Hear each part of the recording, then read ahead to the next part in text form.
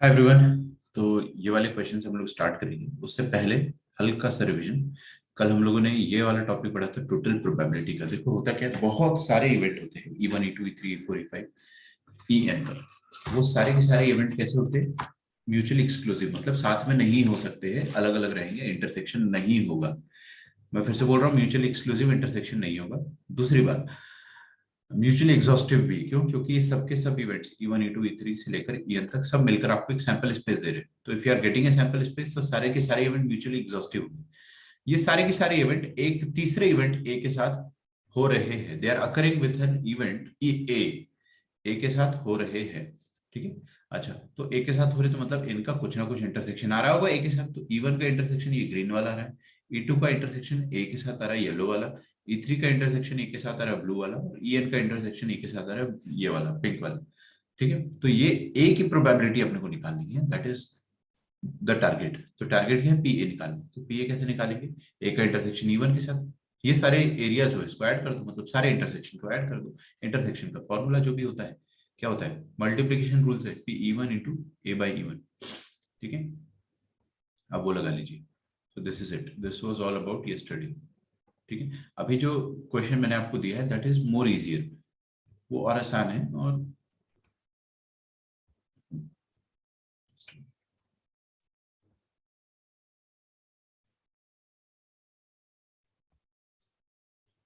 वो वाला क्वेश्चन ये रहा। Find the probability of drawing 1 rupee coin from a purse with two compartments, one of which contains 50 paise coins. ठीक है, and two 1 rupee coins and other contains 250 paise coins. तो 1 rupee coin from A purse निकालना है जिसमें दो compartment है। तो भाई ये पर्स हो गया और ये पर्स में दो कंपार्टमेंट हो गए। मैं पर्स थोड़ी ना ड्रॉ करूंगा। अब दोनों कंपार्टमेंट में से कोई एक कंपार्टमेंट चूज करोगे, फिर उसके बाद 50 रुपी कॉइन निकालोगे। सीक्वेंस है मतलब, यार आप कंपार्टमेंट चूज करोगे फिर उसमें से कॉइन निकालोगे, मतलब there is a sequence. If there is a sequence there should be a tree diagram. ठीक है। तो अगर सीक्वेंस है तो आप ट्री डायग्राम बनाएंगे तो आपका काम आसान हो जाएगा। मान लीजिए अगर मैंने कंपार्टमेंट नंबर 1 चूज किया होगा, या तो फिर कंपार्टमेंट नंबर 2 चूज किया होगा। सही है क्या? अच्छा, अगर मैंने कंपार्टमेंट नंबर 1 चूज किया होगा तो उसमें कितने 350 पैसे कॉइन्स है, और 2 रुपी 1 कॉइन्स। टू ऐसे कॉइन्स है जो रुपीज 1 के हैं। ठीक है। और कंपार्टमेंट नंबर 2 में क्या है? 250 पैसे कॉइन्स है और 3 1 रुपी कॉइन। ठीक है। अच्छा, तो आपको 1 रुपी कॉइन के ड्रॉ करने की प्रोबेबिलिटी निकालनी है। तो कोई बात नहीं, आप क्या करो, ये देखो कि 1 रुपी कैसे ड्रॉ किया जा सकता है। आप कंपार्टमेंट 1 चूज करेंगे, उसकी प्रोबेबिलिटी हाफ रहेगी क्योंकि इक्वली लाइकली है ना। आप तो आंख बंद करके देख रहे हो। दूसरी बात, आप क्या करोगे, कंपार्टमेंट 1 चूज करने के बाद आप उसमें रुपी 1 कॉइन, ये रहा कंपार्टमेंट 1, ये रहा कंपार्टमेंट 2, तो इसमें रुपी 1 के कॉइन कितने? 2, और टोटल कॉइन्स कितने? 5। तो रुपी 1 का कॉइन चूज करने का प्रोबेबिलिटी जो हो जाएगा दैट विल बी हाफ। पहले आपने हाफ प्रोबेबिलिटी से कंपार्टमेंट 1 चूज करा, काम हुआ कि नहीं हुआ? काम नहीं हुआ, तो आप क्या चूज करोगे? रुपी 1 का कॉइन कैसे चूज करोगे? 2/5 से। ठीक है, ये आ गया रुपी 1 चूज करने का तरीका। ठीक है। फिर आपने कंपार्टमेंट 2 चूज करा हाफ प्रोबेबिलिटी से, और उस कंपार्टमेंट से आपने रुपी 1 का कॉइन चूज करा, दैट इज 3/5। सही है क्या? कोई तकलीफ किसी को? तो ये रुपी 1 चूज करने के दो तरीके हो गए, या तो ये या तो ये। यार रुपी 50 पैसे का मैंने लिखा नहीं, ऐसे तो यहाँ पे दो ब्रांच बनती। यहाँ पे दो ब्रांच बनाना चाहिए था मेरे को, एक 50 पैसे चूज करने का तरीका, फिर रुपी 1 चूज करने का तरीका। तो यहाँ पे 50 पैसे रुपी 1 है ना, और उसमें से फिर मैं ये लेता और ये लेता। तो अल्टीमेटली तो मैं यही ले रहा हूँ ना यार, जिसने नहीं देखा वो मेरे से डाउट पूछेगा बाद, है ना।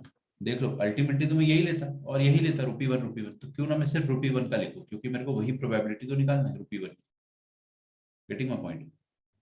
ठीक है। तो ये रुपी 1 और रुपी 1 चूज करने के तरीके आ गए, इन दोनों को ऐड कर देंगे तो probability to pick one to pick rupee 1 coin, this will be 1/2 into 2/5 plus 1/2 into 3/5.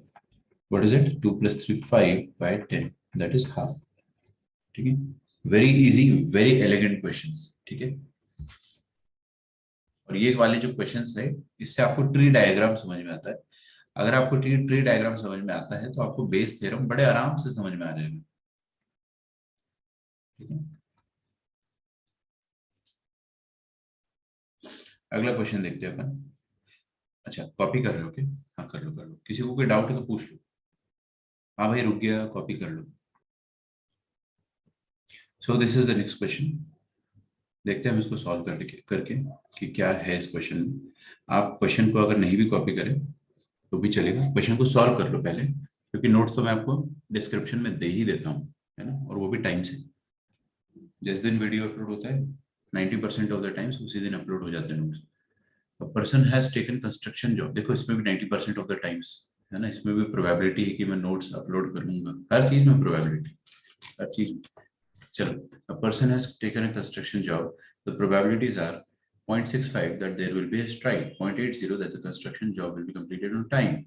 If there is no strike, ठीक है, तो कंस्ट्रक्शन जॉब लिया उसने, 0.65 probability that there will be strike, strike होने की प्रोबेबिलिटी इतनी है। 0.8 that the construction job will be completed on time if there is no strike, strike नहीं हुई तो 80% चांस है कि काम टाइम पे हो जाए। and 0.30 that the construction job will be completed on time if there is a strike। ठीक है, थोड़ा सा ध्यान से पढ़ के समझना पड़ेगा, तो पढ़ने में आप इसकी एनर्जी लगाइए, छापने में एनर्जी मत लगाइए। ठीक है, छापने का काम कोई भी कर लेगा, पढ़ने में आप इसकी एनर्जी लगाइए। So this is what the question is. Now what we have to do is we have to find the probability that the construction job will be completed on time। ठीक है, तो यार दो बातें हो रही है, या तो स्ट्राइक हो रही है या तो स्ट्राइक नहीं हो रही है ना।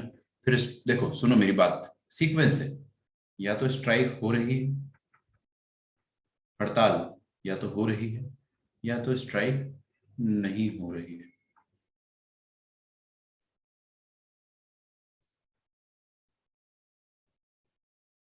है ना। अगर स्ट्राइक हो रही है तो उस बात की संभावना क्या है, स्ट्राइक अगर हो रही है तो उस बात की क्या संभावना है, तो probabilities are 0.65 that there will be strike. तो 0.65 प्रोबेबिलिटी है कि हड़ताल हो जाए, तो हड़ताल ना हो उस बात की संभावना कितनी, of course 1 minus 0.65, common sense वाली बात है ना। 0.65 प्रोबेबिलिटी की स्ट्राइक होगी तो 0.35 प्रोबेबिलिटी है कि स्ट्राइक नहीं होगी, तो 0.35 is the probability that strike नहीं होगी। तीसरी बात, अगर स्ट्राइक हुई तो कंस्ट्रक्शन जॉब कंप्लीट हो पाएगा या नहीं हो पाएगा। ठीक है, तो देखो स्ट्राइक होने पर भी दो चीज हो सकती है, स्ट्राइक होने पर, ये स्ट्राइक है, ये नो स्ट्राइक है। स्ट्राइक होने पर जॉब कंप्लीट हो सकती है, या स्ट्राइक होने पर जॉब कंप्लीट नहीं हो सकती है। ठीक है, जॉब नॉट कंप्लीटेड।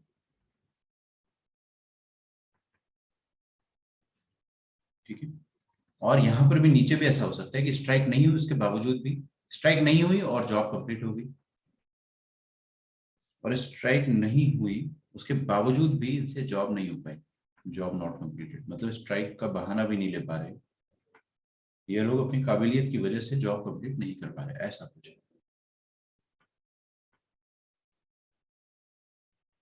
ठीक है, तो या तो स्ट्राइक होगी या तो स्ट्राइक नहीं होगी। अब अगर स्ट्राइक होगी तो उसकी प्रोबेबिलिटी 0.65 है, नहीं होने की प्रोबेबिलिटी 0.35 है। मेरे को क्या चाहिए, जॉब कंप्लीशन। तो जॉब कंप्लीशन कहाँ कहाँ से हो सकता है, यहाँ से हो सकता है और यहाँ से हो सकता है। तो ये जो मैंने येलो में लगाया है ना, बस ये निकाल के जोड़ दो, आपका क्वेश्चन ही खत्म हो गया। इससे आसान चीज आपको मैं दे ही नहीं सकता हूँ पूरे मैथमेटिक्स में। ठीक है, और ये ट्री डायग्राम वाले तरीके आपको बहुत रेयरली मिलेंगे। आप एनसीईआरटी में देखोगे तो फॉर्मूले से सॉल्व करते हैं, एक चीज दिमाग में नहीं घुसने वाली। तो ट्री डायग्राम से करो, फायदे में रहोगे, सोचना ही नहीं पड़ेगा, आपका क्वेश्चन विद इन सेकेंड्स हो जाएगा। Probabilities are 0.65 that there will be a strike, 0.80 that the construction job will be completed on time if there is no strike. So, and 0.32 that the construction job will be completed on time if there is a strike. तो strike हुई, अगर देखो इधर please, strike हुई तो strike हुई तो job पे कंप्लीट होने की चांसेस कितनी, 0.32, ये अपने को बोला गया है। तो स्ट्राइक हुई और उसके बाद जॉब कंप्लीट हुई, इस चीज की प्रोबेबिलिटी कितनी हो जाएगी? देखिए स्ट्राइक का होना और जॉब का कंप्लीट होना, तो स्ट्राइक का होना पहले बताइए कितनी संभावना है, 0.65, और फिर उसके बाद जॉब का कंप्लीट होना, उसके बाद जॉब का कंप्लीट होना उसकी कितनी संभावना है, 0.32, क्वेश्चन में दिया हुआ। तो ये आगे मेरा पहला पार्ट, स्ट्राइक होने के बावजूद भी जॉब कंप्लीट हो गई, ठीक है, स्ट्राइक होने के बाद भी जॉब कंप्लीट हो गई।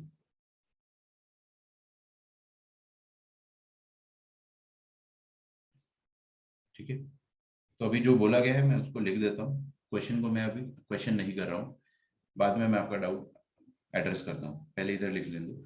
अब नो स्ट्राइक होने की संभावना है 0.35, नो स्ट्राइक होने के बाद जॉब कंप्लीट हो जाए, 0.80 is the probability that the construction job will be completed on time if there is no strike. तो नो स्ट्राइक के बाद जॉब कंप्लीट होने की संभावना कितनी, 0.8। तो पहली बात तो स्ट्राइक नहीं हो उसकी संभावना है 0.35, और स्ट्राइक नहीं होने के बाद है ना जॉब कंप्लीट हो जाए उसकी संभावना 80%, 0.80। ठीक है,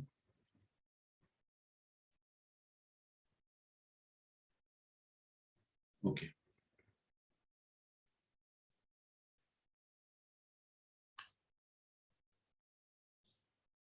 तो प्रोबेबिलिटी ऑफ जॉब कंप्लीशन, अच्छा ये इसको अपन कैसे लिखेंगे? चलो पहले मैं answer, probability of job completion,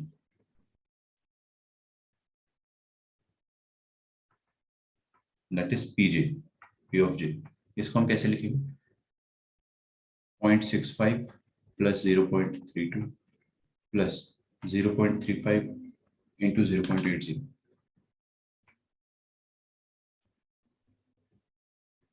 ठीक है, ये आपका आंसर है, कर लो।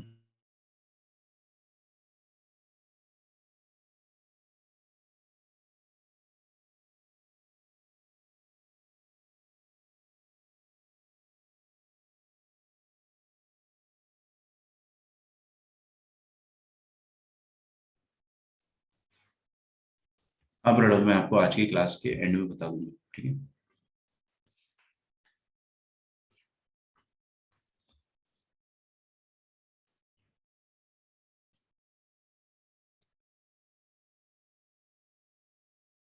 चलिए, तो हमारा टोटल प्रोबेबिलिटी बहुत आसान होता है। टोटल प्रोबेबिलिटी की समरी क्या देखी है अपन ने आज?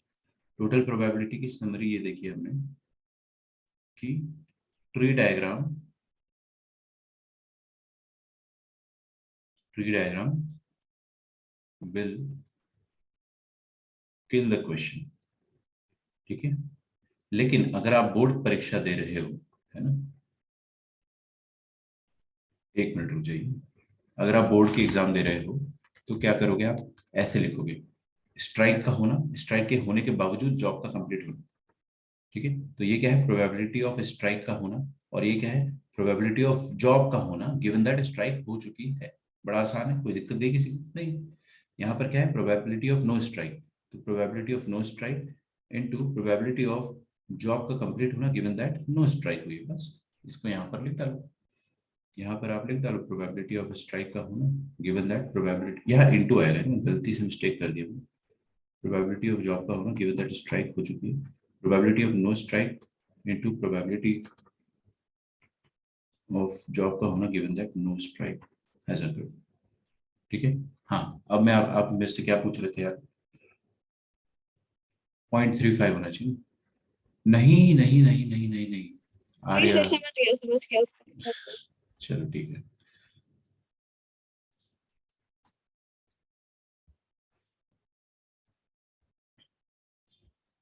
चलिए, तो बेस थ्योरम हम लोग स्टार्ट करेंगे, BAYES, बेस थ्योरम।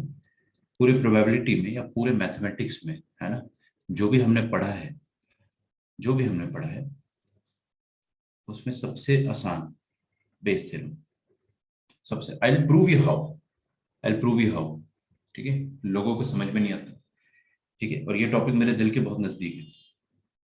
आप सबको मैं फाउंडेशन से इसकी स्टोरी सुनाते आ रहा हूँ। Bayes theorem is something that is very very very frequently asked by everyone, है ना, जो इसका भी मैथ्स से थोड़ा बहुत रिलेशन है वो बेस थ्योरम का क्वेश्चन पूछ लेता है। तो जॉब इंटरव्यूज में, मेरे से जॉब इंटरव्यू में बेस थ्योरम का क्वेश्चन पूछा गया था, स्टेटमेंट पूछा गया था और एक सवाल पूछा गया था। तो बेस थ्योरम ऐसी चीज है कि people expect you to remember for a long long time. Okay, and I will explain you a lot of Bayes theorems statement orally. लेकिन फिर भी आपको बेस थ्योरम का स्टेटमेंट कठिन लगेगा, मुश्किल लगेगा, क्वेश्चन बहुत आसान लगेंगे. तो उसका रीजन है, उसका रीजन क्या है? अगर मैं आपको सुनो, अगर मैं आपको स्टेटमेंट पढ़ाता हूँ, कल जैसे मैंने आपको स्टेटमेंट पढ़ाया ये वाला, तो ये वाला स्टेटमेंट थोड़ा सा आपको मुश्किल लगा था, राइट? ये याद करना भी मुश्किल था. हालांकि मैंने आपको जिस तरीके से बताया था कि इंटरसेक्शन ऐड कर दो, तो आप इतना तो सोच सकते थे कि चलो इंटरसेक्शन ऐड कर देंगे. लेकिन अगर मैं बोलता कि ये फॉर्मूला एनसीईआरटी में गिवन है, इसको याद कर लो और अप्लाई कर लो, तो नहीं हो पाता आपसे, क्वेश्चन ही नहीं हो पाता. क्वेश्चन को अपन ने इजी करा कैसे? ट्री डायग्राम से. ट्री डायग्राम से क्वेश्चन को हमने आसान करा है. तो क्वेश्चन को सिंप्लीफाई करना जरूरी है. ठीक है, तो बेस थ्योरम में भी हम लोग क्या करेंगे, क्वेश्चन को बहुत सिंप्लीफाई करके पढ़ने की कोशिश करेंगे. ठीक है, तो सबसे पहले मैं बेस थ्योरम का स्टेटमेंट लिखवा देता हूँ. आप लोग स्टेटमेंट लिख लीजिए, आपको काफी कम समझ में आएगा स्टेटमेंट से. ठीक है, if N event A can occur only with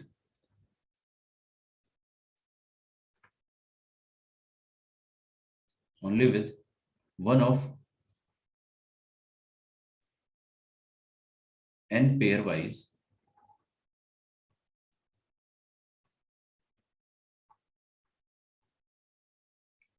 mutually exclusive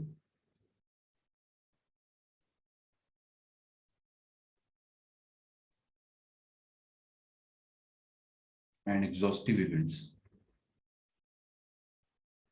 E1, E2, E3, En,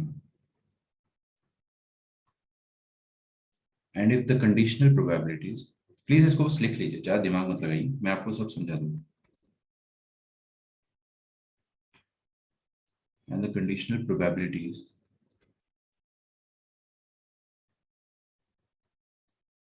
of the events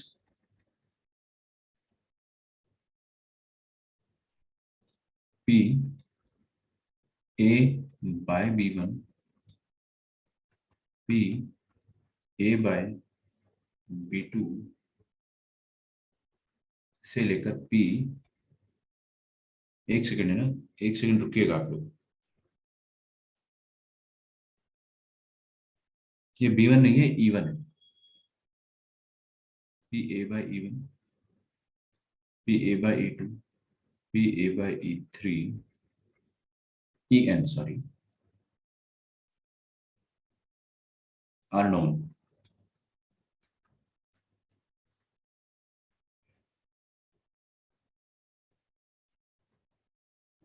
Then the probability of occurrence of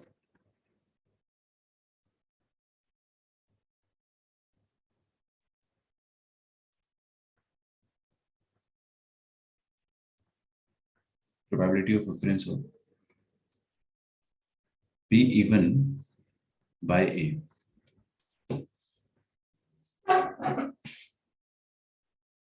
is given by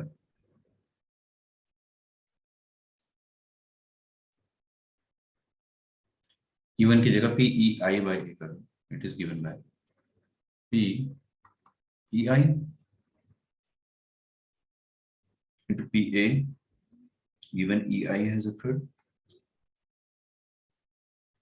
upon summation. अच्छा, इस फॉर्मूले के बाद आप मेरा मैजिकल फॉर्मूला देखोगे. ठीक है, मेरा जो पर्सनल मैजिकल फॉर्मूला है बेस थ्योरम का, वो मैं आपको बताऊंगा और फिर वो मैं आपको समझाऊंगा. And that will make things lot easier. Lot easier क्या, क्वेश्चन ही खत्म हो जाएंगे. क्वेश्चन देखोगे आप और क्वेश्चन ओरली सॉल्व कर दोगे. तो P E J लिखना पड़ेगा ना नीचे. यार ये तो एनसीईआरटी की भाषा लिख रहा हूँ मैं, मतलब कोई भी बुकिश लैंग्वेज है. P E J into P A by E J, है ना, ये हो गई किताबी भाषा. इससे हमको समझ में आ जाएगा, बट मैं समझाऊंगा ही नहीं ऐसे. ठीक है, मैजिकल फॉर्मूला भी देखते हैं.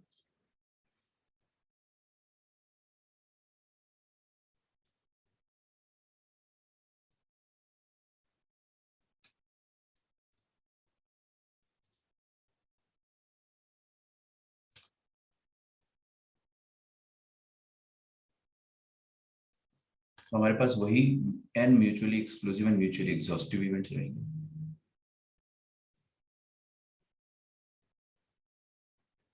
f है ना। उसमें से पहला इवेंट रहेगा E1, दूसरा रहेगा E2, तीसरा रहेगा E3 और लास्ट रहेगा En। और ये सैंपल स्पेस है।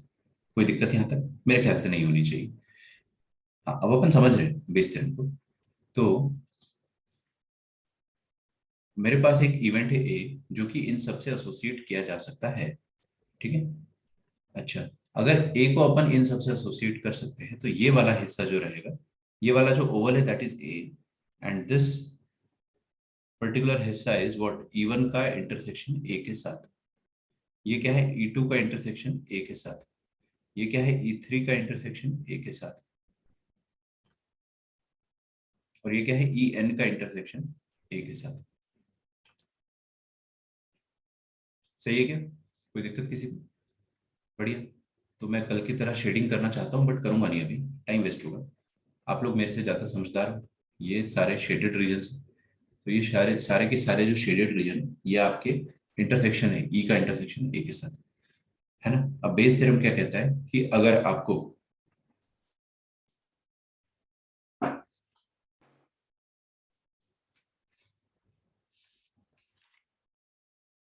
कोई बात नहीं, इतना लिख लो पहले, इतना लिख लो पहले। और ऊपर वाला भी स्टेटमेंट लिख लो, फिर अपन बेस थ्योरम को अच्छे से समझते हैं। तो ये तो स्टेटमेंट हो गई भाई, this is all bookish language that we have done till now, है ना। We have understood nothing conceptually yet. Now we are going to understand conceptually. तो I will do that with the help of a question, है ना। तो Bayes theorem में आपको मैं बता रहा हूँ कि आप लोगों ने कभी पास्ट देखा है जाके? क्या आप लोगों ने पास्ट देखा है? पास्ट नहीं, आप पास्ट को बस सोच सकते हो, देख नहीं सकते हो। तो इसलिए है ना, हम लोग पास्ट को अगर देख नहीं सकते तो पास्ट के कुछ इवेंट्स के हम प्रोबेबिलिटीज निकाल सकते हैं। तो बेस थ्योरम एक ऐसा चीज है जिसमें हम पास्ट में जाते हैं, हम लोग है ना भूतकाल में जाते हैं। ठीक है। तो जो इवेंट हो चुका होता है हम लोग उसमें जाते हैं। तो in the Bayes theorem we go in the past, and how do we go in the past, I am going to explain you now. ठीक है, I am going to explain you now.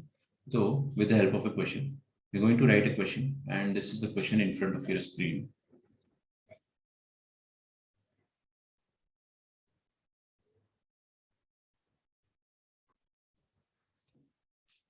Okay, so this is the question that we are going to do. Standard NCERT or maybe RD Sharma question, I don't remember, but it's a standard board level question. ठीक है। तो मेरा हमेशा तरीका ये रहता है कि हम बोर्ड लेवल के क्वेश्चन से शुरू करें, जे मेंस तक पहुंचे, फिर जे एडवांस तक पहुंचे। ठीक है। तो बोर्ड लेवल का क्वेश्चन आना जरूरी है अपने लिए। 3 अर्न है अपने पास। अर्न मतलब होता है मटकी, है ना। उसमें पहले अर्न में 6 रेड और 4 ब्लैक है, दूसरे में ये है, और तीसरे में 5 जो भी कॉम्पोजिशन है बॉल का दिया हुआ है। One of the urns is selected at random and the ball is drawn from it. If the ball drawn is red, find the probability that it is drawn from the first urn. ठीक है, that it is drawn from the first urn. तो देखो, पहली बात तो इसमें क्या हो रहा है, हमारे पास 3 अर्न है। अर्न नंबर 1, अर्न नंबर 1 में क्या है, 6 red and 4 black balls, 4 black balls. Earn number 2 में हमको दिया है 4 red and 6 black ball, and earn number 3 में दिया है हमको 5 रेड एंड 5 ब्लैक बॉल्स। ठीक है।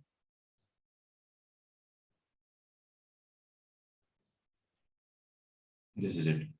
अब हमने क्या करा है कि हमने पहले तो कोई अर्न को चूज करा है, फिर उस अर्न में से कुछ कुछ कांड किया अपन ने। अब देखो, टोटल प्रोबेबिलिटी में और इस क्वेश्चन में फर्क है। क्या फर्क है वो मैं आपको समझाता हूँ। One of the earns is selected at random. At random मतलब 1/3 1/3 1/3 प्रोबेबिलिटीज होने वाली, and a ball is drawn from it. अब अपने को वो बता नहीं रहेगी कौन सी बॉल। टोटल प्रोबेबिलिटी में क्या बोलता था कि बॉल का कलर बता देता था कि कौन सी कलर की बॉल निकाल रहे हैं, प्रोबेबिलिटी निकालिए। यहाँ पे बोल रहे हैं कि एक बॉल निकाली गई है, and if the ball drawn is red, find the probability that it is drawn from the first turn. मतलब हमको बोल रहा है कि हमने बॉल निकाला, बॉल निकालकर उसका कलर देखा, बॉल आंख बंद करा अपन ने, आंख बंद करा तो हमको पता ही नहीं कि हमने ये चूज करा है या ये चूज करा है या ये चूज करा है। हमारे आंखों में पट्टी बांध दी गई है, हमारे सामने 3 अर्न रखे थे, हमने उसमें से कोई भी एक अर्न चूज किया होगा, और उसमें से हमने बॉल निकाली और फिर आंखों की पट्टी हटाई, फिर हमने देखा कि अरे बाप रे, रेड कलर की बॉल आई है। ठीक है, तो रेड कलर की बॉल तो यहां से भी आ सकती थी, यहां से भी आ सकती थी, यहां से भी आ सकती थी, कहीं से भी आ सकती थी। तो अब आपको पास्ट में जाके पता करना है कि बताइए रेड कलर की जो बॉल आई है इसकी क्या प्रोबेबिलिटी है कि वो फर्स्ट वाले अर्न से आई होगी। डोंट से 1/3, है ना, ये मत बोल देना 1/3 प्रोबेबिलिटी की फर्स्ट अर्न से आई होगी, बिल्कुल नहीं। क्योंकि फर्स्ट अर्न आप चूज कर लोगे 1/3 से, लेकिन उसके अंदर रेड बॉल को चूज करने की प्रोबेबिलिटी अलग है। सेकेंड अर्न में रेड बॉल कम है तो वहां पे प्रोबेबिलिटी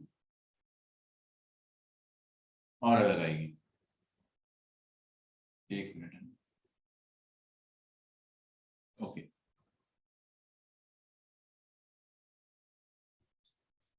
प्रणव आपका आंसर 6/3 आ रहा है जो कि इम्पॉसिबल है। प्रोबेबिलिटी का आंसर 1 से बड़ा हो ही नहीं सकता है ना। 2 आ रहा है आपका आंसर, वो गलत है। तो रेड बॉल आई होगी उसकी प्रोबेबिलिटी क्या है कि वो फर्स्ट अर्न से आई होगी। क्वेश्चन सॉल्व करना स्टार्ट करते हैं। तो देखो बेस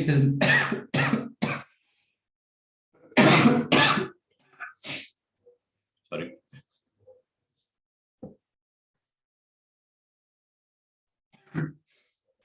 ओके। तो बेस थ्योरम में हम लोग क्या करते हैं कि प्रोबेबिलिटी जो भी निकालनी है आपको उसको हम वैसे ही सॉल्व करते हैं जैसे 10th क्लास में सॉल्व किया करते थे। 10th क्लास में आपको क्या सिखाया गया था? Favourable number of favourable outcomes upon total possible outcomes, total possible outcomes. Is that okay? तो बेस थ्योरम में भी यही होता है, बेस थ्योरम में भी यही होता है कि आपको आपको क्या करना रहेगा कि आपको फेवरेबल आउटकम ढूंढना होगा और टोटल प्रोबेबिलिटी नीचे लिखनी होगी। ठीक है, तो बेस थ्योरम में मेरा जो मैजिकल फॉर्मूला होता है वो ये होता है कि आप क्या करते हो, फेवरेबल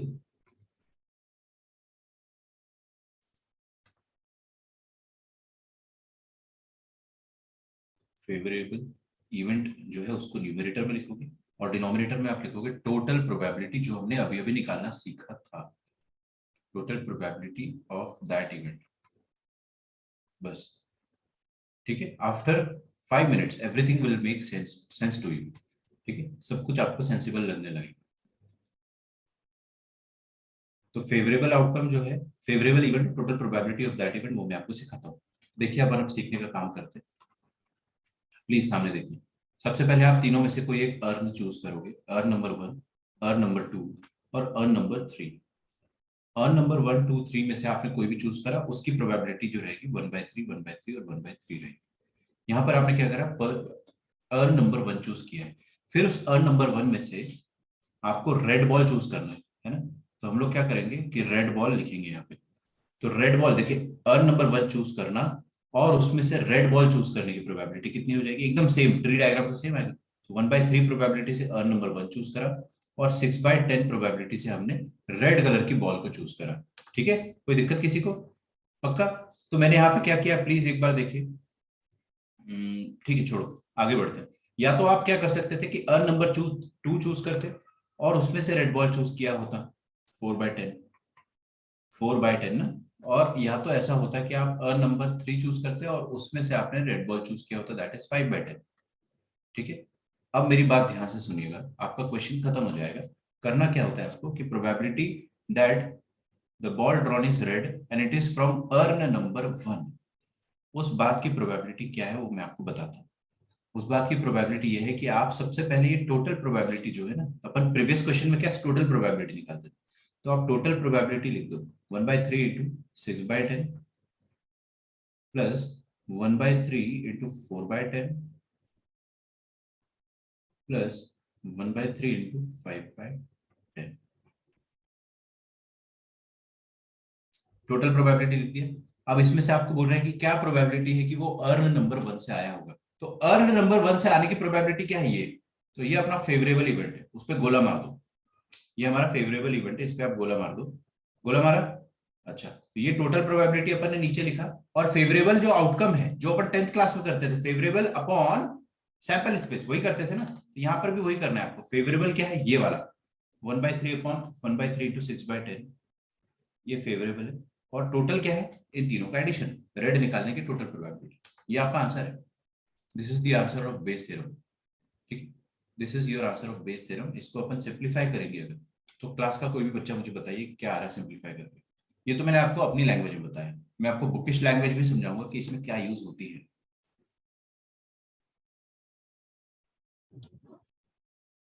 अच्छा, इसका प्रूफ जो है बेस थ्योरम का, that is not in our scope, हमारे स्कोप में नहीं है। हमको सिर्फ समझना है कि बेस थ्योरम क्या होता है और कैसे निकालते हैं आंसर।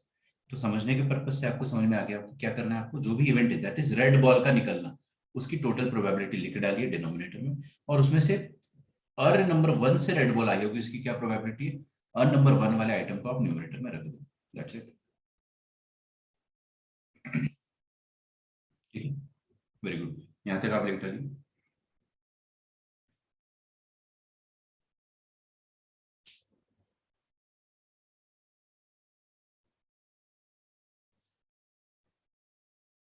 तो इसका आंसर 2/5 आ रहा है।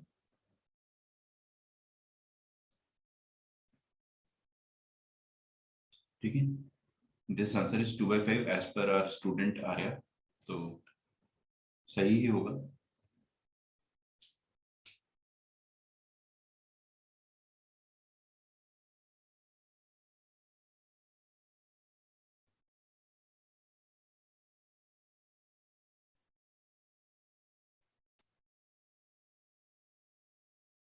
अब देखो इसको मैं सर, हमें इंटीजर्स में आइलेट वाला मल्टीप्लिकेशन का प्रूफ पूछा गया। बाप रे, हाँ वो मल्टीप्लिकेशन वाला प्रूफ पूछा गया है ना आपको। ठीक है,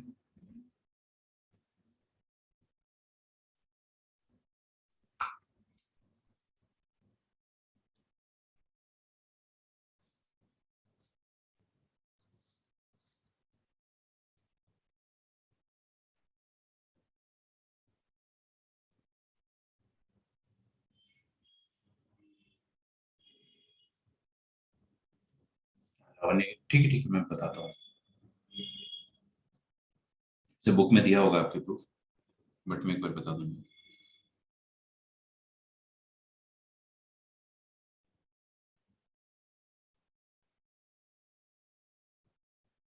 चलिए देखिए भाई, अब इसको मैं ना बुकिश लैंग्वेज में कंप्लीट करता हूँ। मेंस में एनवीटी में नेगेटिव मार्किंग है क्या इस बार? मैंने चेक नहीं किया, ऐसा कुछ आया है क्या? नॉर्मली नहीं होती है एनवीटी में, अगर नेगेटिव मार्किंग होगी तो अच्छा नहीं रहेगा, बट एक बार मैं चेक करके बताता हूँ। चेक करने से पहले आई कांट कमिट। ठीक है, बोथ सेक्शंस में नेगेटिव है, ओके, फिर तो ये बहुत बुरी बात है, आपका बैच एक्सपेरिमेंट के लिए बहुत बेकार है। देखिए ये अर्न नंबर 1 चूज करा, 2 चूज करा और 3 चूज करा, तो दिस इज 1/3 1/3 1/3। ये 1/3 क्या है? Probability of earn 1, probability of choosing earn 1, probability of choosing earn 2, probability of choosing earn 3 into earn 1 में से रेड बॉल चूज कर, तो probability of choosing red ball given that earn 1 is chosen, probability of choosing red ball given that earn 2 is chosen, probability of choosing red ball given that earn 3 is chosen। ठीक है, ये चीज आप, ये वाला देखो इधर, ये वाला आइटम आप ऐसे डिनोमिनेटर में लिखोगे इधर, ये इधर लिखोगे, तो आपको क्या है ना, बोर्ड एग्जाम में उसको दिखाना पड़ता है, उसको खुश करना पड़ता है कि भाई हमको फॉर्मूला भी आता है। उसके सामने आप ट्री डायग्राम मत बना देना, do not draw this tree diagram in your board exams, in any of the board exams आप ट्री डायग्राम को ड्रॉ ना करें। ठीक है, ये स्टैंडर्ड प्रोसीजर जो है वो नहीं माना जाता है, ये तो हमारी तरफ से बनाया हुआ एक ट्रिक है क्वेश्चन को आसान करने के लिए। आपको मेरी बातें समझ में आ रही है? ठीक है ना, तो आप क्या लिखोगे, ये चीज न्यूमरेटर में और ये तीनों का सम डिनोमिनेटर में। दूसरा, इसको हम क्या कहेंगे, अब ये किस चीज की प्रोबेबिलिटी? अब देखिए इधर लास्ट एक चीज मैं बता रहा हूं, find the probability that it is drawn from the first turn. ठीक है, तो यहां पे क्या बोला है कि if the ball drawn is red, मतलब कौन सा इवेंट जो है हो चुका है, जो हमें पता है, रेड बॉल का आना हमें पता है, हमें ये पता है कि रेड बॉल आ चुकी है, तो ये है कि given that red ball has occurred, what is the probability that urn 1 might have been chosen for it. I repeat again, given that the red ball has occurred, what is the probability that earn 1 might have been chosen for it? Red ball जो है वो earn 1 से आया होगा, उसकी क्या probability, ऐसे लिखते हैं। ठीक है, तो बुकिश लैंग्वेज के हिसाब से जब क्वेश्चन सॉल्व करना होता है तो हम लोग ऐसे लिखते हैं। तो ये चीज जो मैंने लिखवाई इसको प्लीज अभी लिख लो टाइम लेकर। ओके, तो ये वाला क्वेश्चन आप लोग सॉल्व कीजिए। Given 3 identical boxes 1 2 and 3 each containing 2 coins, ठीक है। in box 1 both are gold coins, in box 2 both are silver coins and in box 3 one is gold and one is silver, ठीक है। तो आपके पास 2 box है, 3 box है वैसे तो मैं ड्रॉ करके दे देता हूँ। पहला जो बॉक्स है that is containing 2 gold, this is containing 2 silver and this is containing 1 gold and 1 silver. Now a coin is drawn from the boxes, एक सिक्का उठाया गया है, हमने आंख में पट्टी बांधी, बॉक्स चूज करा, सिक्का उठाया और फिर देखा कि वो तेरी सिक्का तो गोल्ड का है ना। तो क्या प्रोबेबिलिटी वो यहाँ से आया होगा, यहाँ से आया होगा, यहाँ से आया होगा, है ना, वो अपने को निकालना है। तो अभी अपने को पास्ट में जाना है, पास्ट में क्या हुआ होगा। गोल्ड तो निकाल लिया अपन ने प्रेजेंट, लेकिन वो पास्ट में कौन से बॉक्स से आया होगा वो अपने को निकालना है। So we have to calculate the probability of something that might have happened in the past while we were choosing a coin.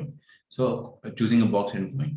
The coin is drawn from one of the boxes. If the coin is of gold, what is the probability that the other coin in the box is also of gold? इसका मतलब क्या हुआ कि अगर gold coin आया है किसी box से तो क्या प्रोबेबिलिटी है कि उस बॉक्स में दूसरा कॉइन भी गोल्ड का होगा, मतलब दोनों कॉइन गोल्ड के होंगे। दोनों कॉइन गोल्ड के है इसका मतलब क्या हो गया, फर्स्ट बॉक्स। तो क्या प्रोबेबिलिटी है कि गोल्ड जो कॉइन अपन ने निकाला है वो बॉक्स नंबर 1 से आया होगा, ठीक है। ये क्वेश्चन को आप 30 सेकंड्स में फिनिश कर सकते हो। कैसे, आपने पहले बॉक्स नंबर 1 चूज करा होगा, बॉक्स नंबर 2 चूज करा होगा या बॉक्स नंबर 3 चूज करा होगा। इन तीनों के चूज करने की प्रोबेबिलिटी जो है दैट इज इक्वली लाइकली। तो इन सब की प्रोबेबिलिटी मैं 1/3 बोलूंगा, अनलेस अनटिल स्पेसिफाइड आपको इक्वली लाइकली बोलना है। अब बॉक्स नंबर 1 को चूज करने की प्रोबेबिलिटी 1/3, उसमें से गोल्ड चूज करने की प्रोबेबिलिटी कितनी, 2/2। सोच कर देखो, सारा ही गोल्ड है भाई, तो 100% आपको हाथ डालोगे गोल्ड ही मिलने वाला है ना, इसलिए 1 आ रही है इसकी प्रोबेबिलिटी। अच्छा, सेकंड बॉक्स, इसमें प्रोबेबिलिटी है 1/3 इसको चूज करने की, एंड इसमें से गोल्ड उठाने की प्रोबेबिलिटी है 0/2। भाई एक भी गोल्ड के सिक्के नहीं, 0 गोल्ड कॉइन से, तो 0/2 प्रोबेबिलिटी हो जाएगी। और थर्ड हो जाएगा 1/3 प्रोबेबिलिटी से बॉक्स को चूज करा और 1/2 प्रोबेबिलिटी से गोल्ड को चूज करा, ठीक है। तो प्रोबेबिलिटी देखो इधर प्लीज, हमारा क्या इवेंट हो चुका है, गोल्ड इवेंट हो चुका है। Probability that gold event has occurred ना, तो क्या प्रोबेबिलिटी कि वो बॉक्स नंबर 1 से आया होगा। Probability of choosing box 1 given that gold coin has already been picked, ऐसे लिखते हैं। जो इवेंट हो चुका है बेस थ्योरम उसको पहले लिख दिया करो, जिसने नहीं देखा वो बहुत पछताएगा। मैंने बहुत अच्छी बात बता दी आपको, गोल्ड इवेंट हो चुका है और क्या प्रोबेबिलिटी कि वो बॉक्स 1 से आया होगा, ठीक है। अच्छा, तो आपको देखना है कि बॉक्स 1 वाला क्या है, ये तो ये न्यूमरेटर में रहेगा और डिनोमिनेटर में ये तीनों, खत्म, क्वेश्चन ही खत्म भाई। फेवरेबल रहेगा न्यूमरेटर में और टोटल रहेगा डिनोमिनेटर में। तो टोटल क्या है, total 1/3 to 2/2 plus 1/3 into 0/2 plus 1/3 into 1/2, 1/3 into 2/2 ऊपर रहेगा,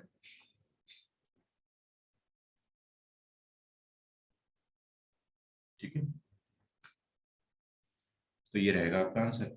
इसको आप कैलकुलेट करोगे तो मेरे ख्याल से आंसर जो आ रहा होगा that will be 1/1 plus half 3/2, तो 2/3 आएगा आंसर। देख लीजिए जिसका भी आंसर 2/3 आ रहा है वो करेक्ट आंसर। तो सभी का आंसर 2/3 आ रहा है। बेस थ्योरम से आसान कुछ है इस दुनिया में, बताइए, नहीं है ना, वाकई में नहीं।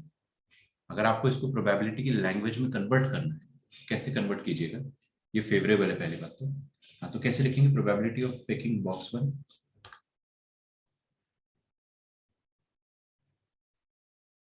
box 1 into probability of picking gold given that box 1 has already been picked, chosen.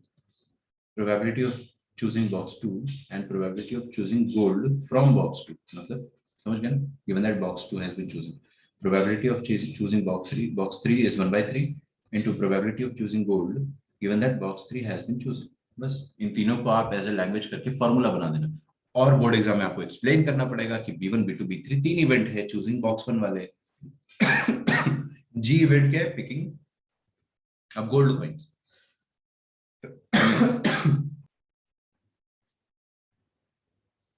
Okay, so next question is this. A writes a letter to his friend and gives it to his son to post it in a letter box. ठीक है, उसने अपने बेटे को दे दिया एक चिट्ठी लिख के, है ना। तो the reliability of his son is 3/4। ठीक है, सन थोड़ा हरामी है।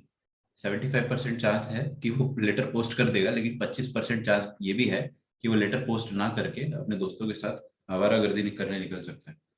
तो the probability that a letter posted will the probability that letter posted will get delivered is 8/9। अभी पोस्ट ऑफिस वाले भी थोड़े हरामी, लेटर दे दोगे उसके बाद भी पूरा पूरा चांस नहीं है कि वो पोस्ट कर देंगे। 8/9 चांस है कि वो पोस्ट कर देंगे, अच्छा खासा चांस है कि 8/9 वो पोस्ट कर देंगे। After few days mister A hears from mister B that the letter has not reached him। ठीक है, तो बी ने बोला भाई क्या लेटर, कौन सा लेटर, मेरे को कुछ नहीं मिला। ठीक है, तो अब ए क्या करेगा, उसके बेटे के पास जाएगा, इधर आ, है ना, find the probability that the son did not post the letter at all. तो अपने बेटे को मारने से पहले, है ना, मतलब समझ गए ना, चप्पल से मारने से पहले उसको अगर प्रोबेबिलिटी आती होगी तो वो कैलकुलेशन करके देखेगा, देखते बेटा इसमें बेटे की कितनी गलती। तो सबसे पहली बात तो आप ऐसे सोचा करो कि कितने तरीकों से लेटर पोस्ट नहीं किया जा सकता, इन how many veg, in how many veg. जैसे अपन ने क्या देखा था, कितने तरीकों से गोल्ड वाला कॉइन पिक किया जा सकता है, गोल्ड ऐसे भी और ऐसे भी और ऐसे भी पिक किया जा सकता है। ठीक है, और इधर भी अपन ने देखा था रेड बॉल कैसे ऐसे ऐसे ऐसे पिक की जा सकती थी, है ना। तो यहाँ पे लेटर कितने तरीकों से पोस्ट नहीं किया जा सकता है, समझ रहे हो, in how many ways can the letter not be posted, can the letter not be posted. ठीक है, तो कितने तरीकों से हो सकता है कि उसके बेटे की गलती हो सकता है कि पोस्ट ऑफिस वाले की गलती हो। तो हमें इवेंट क्या करना है, लेटर नहीं पहुंचाना है। लेटर नहीं पहुंचाने का काम कितने तरीकों से किया जा सकता है। तो एक तो हो सकता है कि सन ने पोस्ट किया हो, है ना, सन ने तो पोस्ट किया हो, पोस्ट ऑफिस वालों ने गड़बड़ कर दिया, तो ये हो गया बेसिकली पोस्ट ऑफिस मिस्टेक।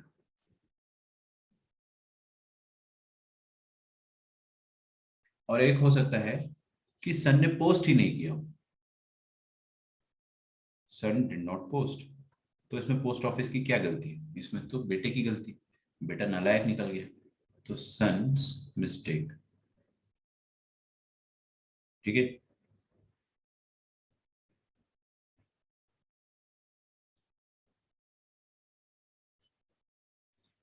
अच्छा, तो इतने तरीकों से लेटर मतलब नहीं पहुंचा है ना, तो इतने तरीके हैं लेटर के नहीं पहुंचने के।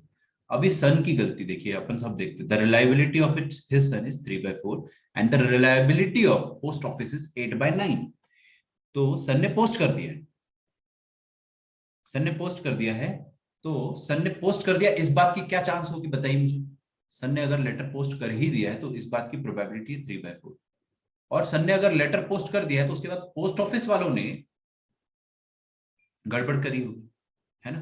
तो हुआ क्या है कि सन ने तो पोस्ट कर दिया लेकिन पोस्ट ऑफिस वालों ने गड़बड़ कर दी। तो सन ने कितनी प्रोबेबिलिटी है पोस्ट कर दिया होगा, 3/4। और पोस्ट ऑफिस वालों ने लेटर पोस्ट नहीं किया होगा, उसकी कितनी प्रोबेबिलिटी है, देखो भाई पोस्ट ऑफिस की रिलायबिलिटी है 8/9 लेटर पोस्ट करने की, तो लेटर पोस्ट नहीं करने की प्रोबेबिलिटी है 1/9। ठीक है, 1/9।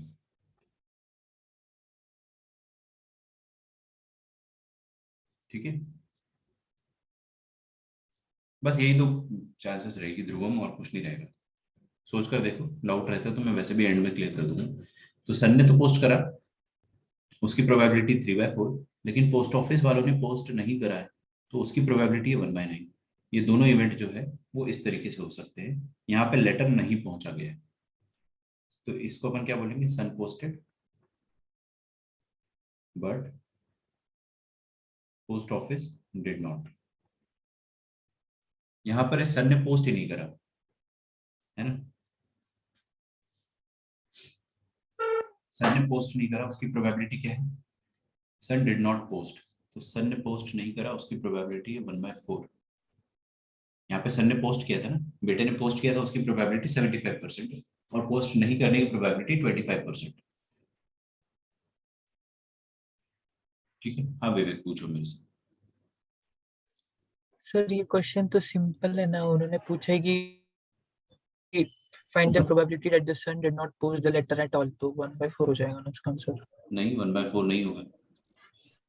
फाइंड क्वेश्चन में नहीं नहीं नहीं नहीं पूछा क्या है वो देखो। नहीं नहीं, ऐसा तो फिर आप यहाँ पर भी देखो, यहाँ पे भी बोला गया कि what is the probability that other, नहीं ये वाला छोड़ो, मैं बताता हूँ। यहाँ पे भी क्या पूछा गया था कि if the ball drawn is red, आप क्या कर रहे हो कि आपको इवेंट पता चल गया है कि रेड बॉल आई है, आपको पता करना है कि वो रेड बॉल कहाँ से आई है ना।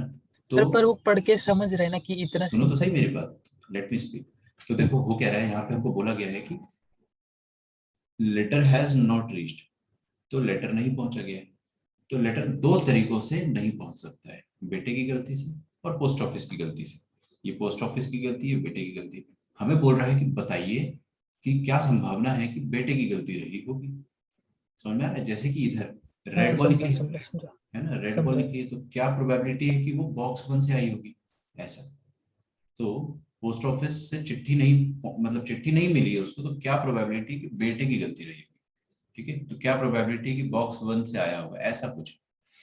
ठीक है, अब देखो सर ने अगर पोस्ट नहीं किया है लेटर, तो उसकी प्रोबेबिलिटी है 1/4। और सर ने अगर पोस्ट नहीं करा है, तो पोस्ट ऑफिस ने पोस्ट किया होगा या नहीं किया होगा, ऐसा देखो आप, है ना, ध्यान से देखो। सर ने पोस्ट किया और लेटर डिलीवर नहीं हुआ, उसकी प्रोबेबिलिटी 1/9।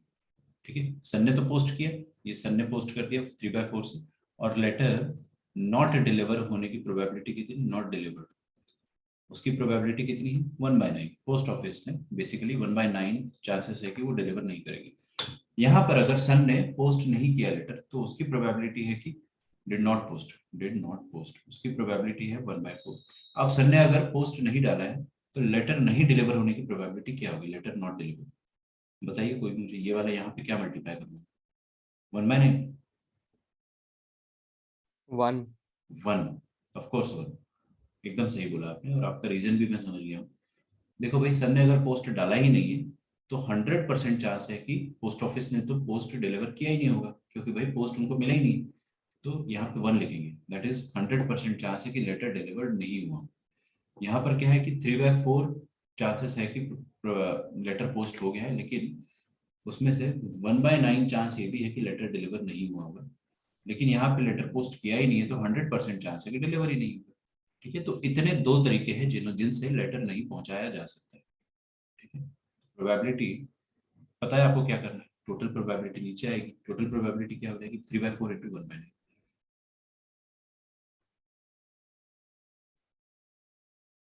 प्लस 1/4 इंटू 1,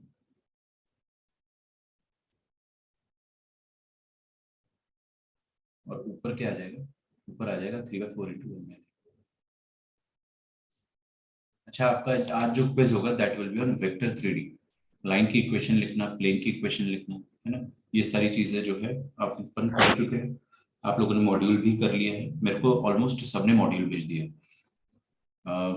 अभी भी कुछ कुछ लोग हैं जो भेज सकते थे, नहीं भेजा है, लेकिन क्या मैं रोज रोज नहीं बोल सकता हूँ। तो न्यूमरेटर में, अच्छा न्यूमरेटर में क्या आएगा वो मैंने गलत लिखा है। सर वो सन्स मिस्टेक है ना 1/4। हाँ, find the probability that the son did not post at all, तो सन्स मिस्टेक जो है ये ऊपर आएगा। Thank you everyone, 1/4 into 1। अगर पोस्ट ऑफिस मिस्टेक पूछता तो आप अभी जो मैंने लिखा था वो लिखते। ठीक है, दिस इज इट, खत्म हो गया हमारा बेस थ्योरम, खत्म हो गया, इससे आसान तो कोई नहीं सकता। Bayes theorem is the easiest topic that you can solve.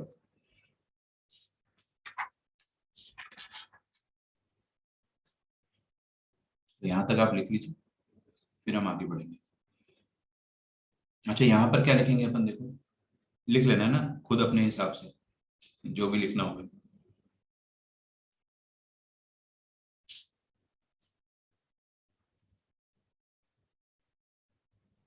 Final answer 3/4। मैं चेक कर लेता हूँ। 1/4, 4 तो कट जाएगा, ऊपर 1 और नीचे 3 + 1 4। रुको मैंने गलत कर दिया, 4 कट जाए, 3/9 कितना होता है यार, ये 1/3 ना, 1/3 + 1/4 1/3 + 1 कितना हो जाएगा? 4/3। 4/3 का उल्टा 3/4। ठीक है, फाइनल आंसर है 70। मतलब 70। 1/9 कैसे लिखा है? देखो बेटा, 1/9 ऐसे लिखा है कि बेटे ने तो लेटर पोस्ट कर दिया, लेकिन पोस्ट ऑफिस ने, अच्छा बेटे ने लेटर पोस्ट कर दिया है और लेटर डिलीवर नहीं हुआ है। तो बेटे ने पोस्ट कर दिया है, उसके बावजूद भी लेटर नहीं डिलीवर होने की चांसेस क्या है? ऑब्वियसली पोस्ट ऑफिस ने गड़बड़ करी। तो पोस्ट ऑफिस की रिलायबिलिटी है 8/9। इतना चांस है कि वो भेज सकते हैं पोस्ट, तो इतना चांस ये भी है कि नहीं भेजेंगे। ठीक है, तो कहने का मतलब ये हो गया कि 3/4 प्रोबेबिलिटी है कि लेटर पोस्ट हुआ होगा, लेकिन 1/9 चांस ये है कि लेटर डिलीवर नहीं होगा, पोस्ट ऑफिस की तरफ से गलती हुई होगी, उसकी चांस है 1/9।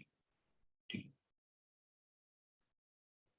8/9 भेजने की प्रोबेबिलिटी तो नहीं भेजने की प्रोबेबिलिटी 1/9 होगी।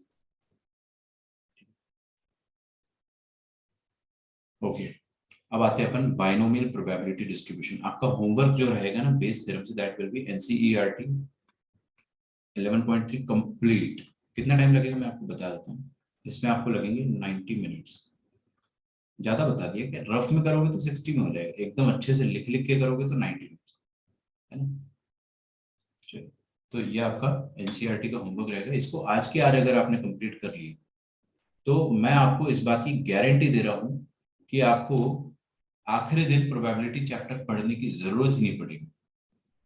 आखिरी दिन आप प्रोबेबिलिटी चैप्टर खोलोगे ही नहीं। आप बोलोगे कि बेस थ्योरम, अरे ये तो मैं कर ही दूंगा, क्योंकि सच में इतना आसान, सच में इतना आसान। मुझे मतलब कितने साल हो गए होंगे बेस थ्योरम पहली बार पढ़े हुए। मैं आज भी ऐसा है कि बेस थ्योरम को कभी भी रिवाइज नहीं करता हूँ, समझ रहे हो? एक बार भी फॉर्मूला नहीं देखता हूँ क्वेश्चन सॉल्व करने से पहले, क्योंकि बहुत सारी ऐसी चीजें जिसमें फॉर्मूला देखना पड़ता है। बहुत सारी चीजें ऐसी जिसमें फॉर्मूला ड्राइव करना होता है। जैसे आप मेरे को अगर इंटीग्रेशन का क्वेश्चन दे दोगे रिडक्शन फॉर्मूले का, तो मेरे को रिडक्शन फॉर्मूला ड्राइव करना पड़ेगा। कुछ कुछ याद है मेरे को टैन का और कॉट का, लेकिन साइन और कॉस का मेरे को ड्राइव करना पड़ेगा।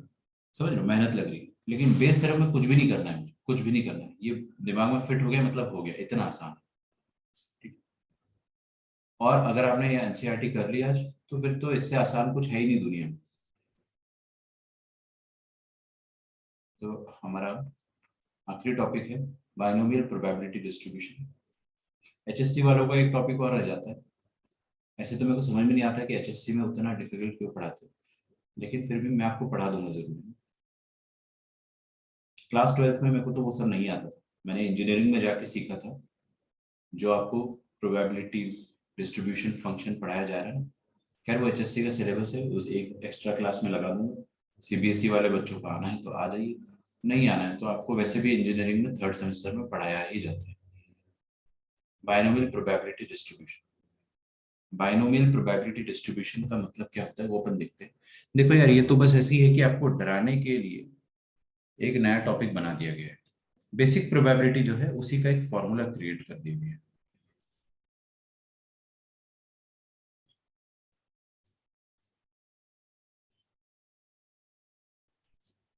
ठीक है, चलिए मैं एक आपको है ना सिंपल से एग्जांपल देता हूँ कि हम लोगों ने एक इवेंट करा। प्रोबेबिलिटी डिस्ट्रीब्यूशन में होता क्या है कि अपन ट्रायल्स करते हैं, we keep on trying an event and we get either success और फेलियर। ठीक है, तो हम लोग एक इवेंट ट्राई करते हैं और उसमें सक्सेस होगा या फिर फेलियर होगा। दो ही चांसेस है, और कोई चांसेस नहीं है। ठीक है, और कोई चांस नहीं है, या तो सक्सेस होगा या तो फेलियर होगा। अच्छा, तो मान लीजिए कि मैंने एक इवेंट किया, उसमें या तो मुझे सक्सेस मिलेगा या तो मुझे फेलियर मिलेगा। सक्सेस मिलने की चांसेस है P और फेलियर मिलने की चांसेस है Q। ठीक है, पहली बार ट्राई करा, सक्सेस मिल गया। दूसरी बार ट्राई किया, फेलियर मिल गया। और मैंने ऐसे टोटल 9 ट्रायल्स करे, 9 ट्रायल्स करे। ठीक है, तीसरी बार ट्राई किया तो मुझे फिर से सक्सेस मिला। चौथी बार ट्राई किया, फिर से सक्सेस मिला। पांचवी बार ट्राई किया, फेलियर मिला। छठी बार ट्राई किया मैंने, फिर से सक्सेस मिला। ठीक है, पांचवी सातवीं बार फेलियर, आठवीं बार फिर से फेलियर और 9वीं बार सक्सेस, ऐसा कुछ हो गया। ठीक है, तो मैंने 9 बार जब ट्राई करा तो उसमें से मेरे को क्या मिला एक्चुअल में? 9 बार ट्राई करने में मुझे 5 बार सक्सेस मिल रहा है और 4 बार फेलियर मिल रहा है। आप ऐसा कुछ सिंपल एग्जांपल समझ लीजिए कि मैंने एक सिक्का उछाला और सिक्के में अगर हेड आ गया है ना तो सक्सेस है, और टेल्स आ गया तो फेलियर है। ऐसा कोई गेम है। तो मैंने 9 बार सिक्का उछाला और 9 बार में से अगर मुझे 5 बार सक्सेस मिल रहा है और 4 बार फेलियर मिल रहा है, तो इस बात की क्या प्रोबेबिलिटी है कि मुझे 5 बार सक्सेस मिलेगा और 4 बार फेलियर मिलेगा, ये निकालना है। क्वेश्चन में ऐसे ही बोलता है कि we have tried an experiment 9 times and out of those 9 times what is the probability that I will get success 5 times and failure 4 times। ठीक है, समझ में आया क्वेश्चन कैसा होता है कि मैंने गेम खेला 9 दफे खेला और 9 में से 5 बार जीतूंगा, उसकी क्या प्रोबेबिलिटी है। 5 बार जीतूंगा मतलब 4 बार हारूंगा, तो ऑफ कोर्स आपको सिर्फ जीतने का बताएगा वो, हारना अपने को अपने आप समझ में आएगा, या फिर वाइसी वर्सा बताएगा, हारना बता देगा, जीतना समझ में आ जाएगा। तो हमको ये बताना है कि कितने तरीकों से मैं 5 बार सक्सेसफुल हो सकता हूं। आपको क्वेश्चन समझ में आया? ठीक है, तो बेसिकली बर्नौली बाइनोमियल डिस्ट्रीब्यूशन क्या कहता है हमें कि probability of R success in n trials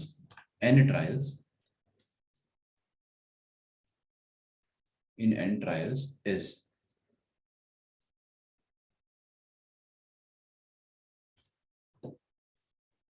ठीक है, R success in n trials is, देखो ऐसा होता है प्रोबेबिलिटी ऑफ आर सक्सेस, इसका फॉर्मूला होता है।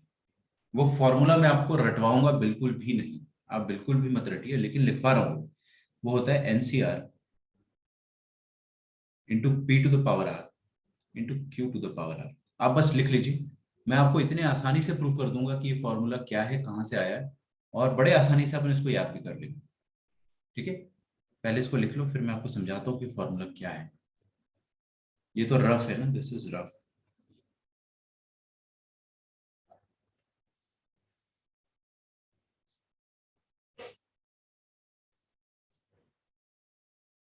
हाँ, क्योंकि पावर में n माइनस आर है ना, मैंने गलती से मिस्टेक कर दी है,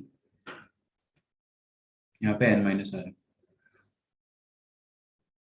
अब अपन समझते हैं कि फॉर्मूला क्या है और फिर फॉर्मूला कहाँ से आया। बहुत ज्यादा आसान। देखो n में से r सक्सेस मिला, एनसीआर लिखा हुआ है यहाँ पे, कैसे आया वो मैं नहीं समझा रहा हूँ।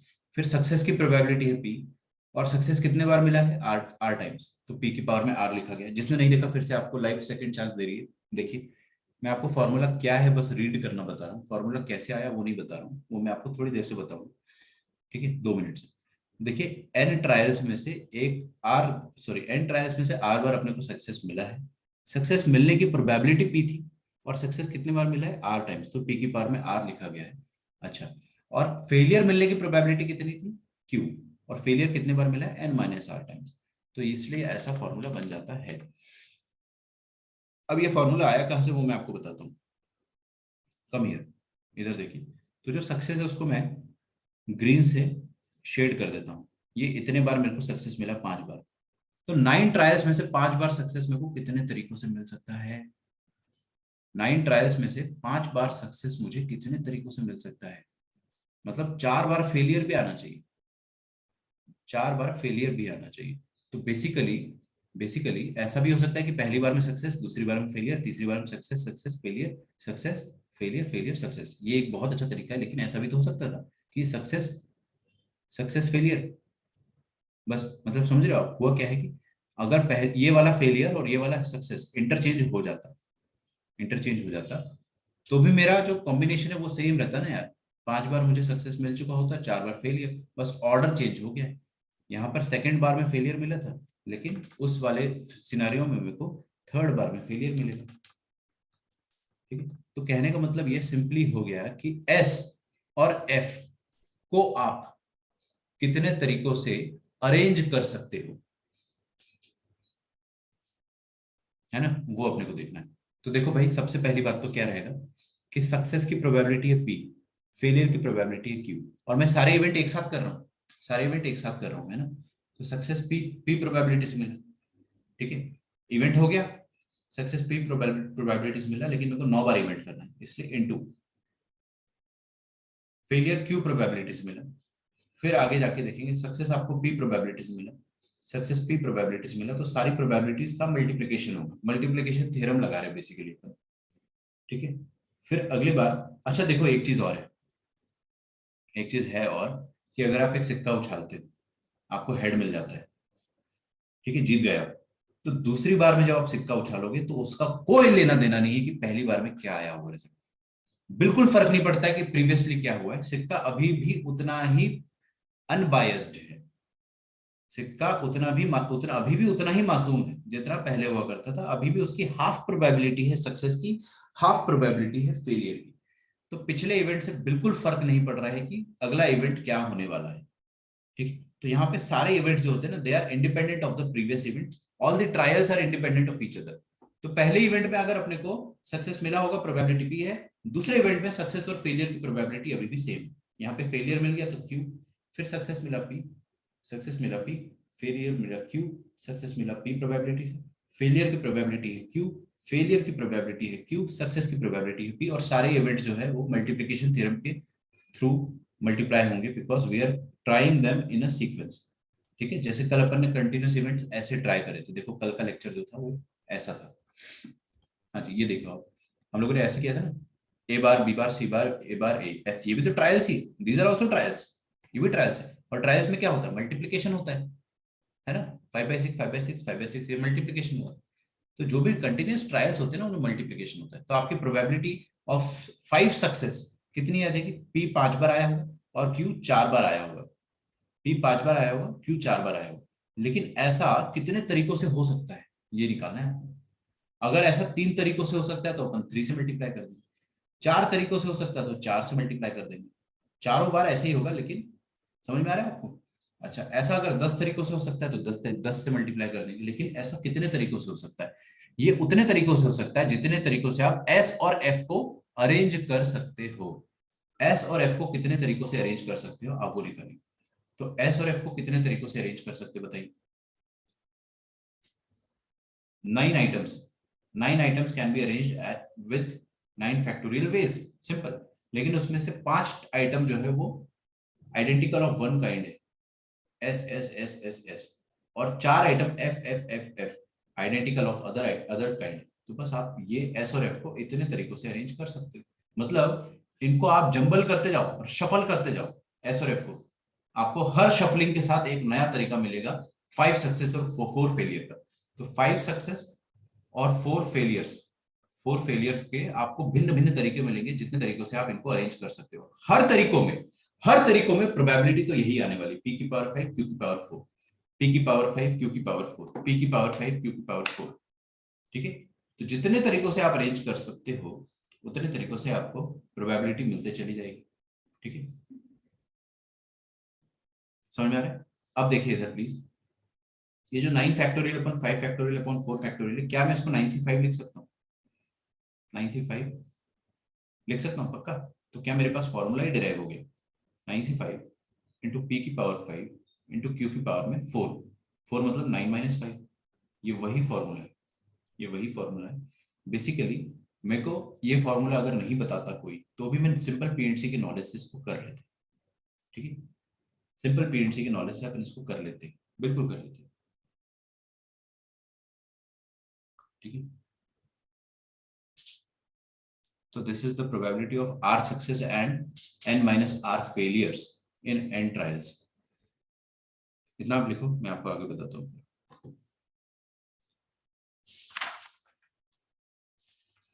खुशखबरी दे दूं क्या पहले, बोर्ड एग्जाम से ये डिलीट हो गया, ठीक है, बोर्ड एग्जाम से ये डिलीट हो गया। तो ठीक है, फिर भी मैं आपको पढ़ा तो रहा हूँ क्योंकि जेईई में तो आ सकता है।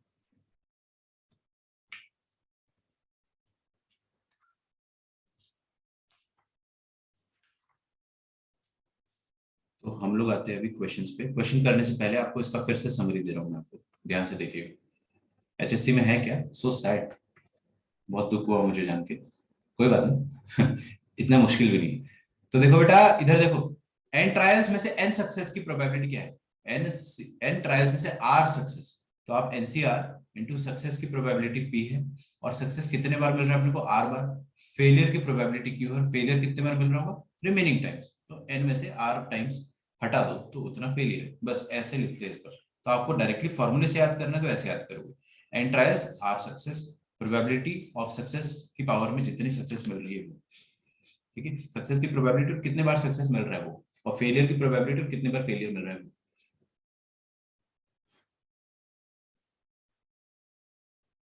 ठीक है, तो क्वेश्चन देखते हैं हम लोग। मैं तो कहता हूँ कि डिलीटेड नहीं होता तो ज्यादा अच्छा होता क्योंकि बहुत इजी है। 10 eggs are drawn successively. 10 eggs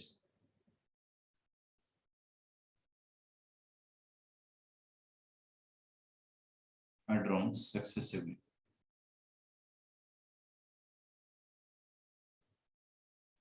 With replacement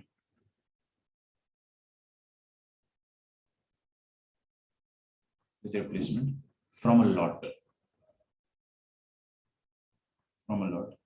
containing 10%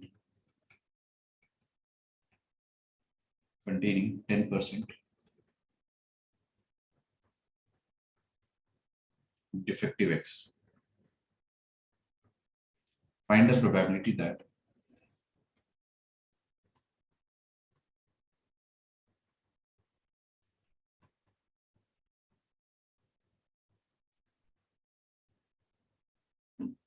there is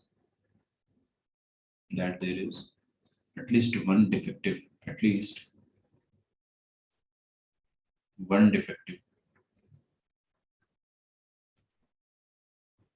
egg. ठीक है,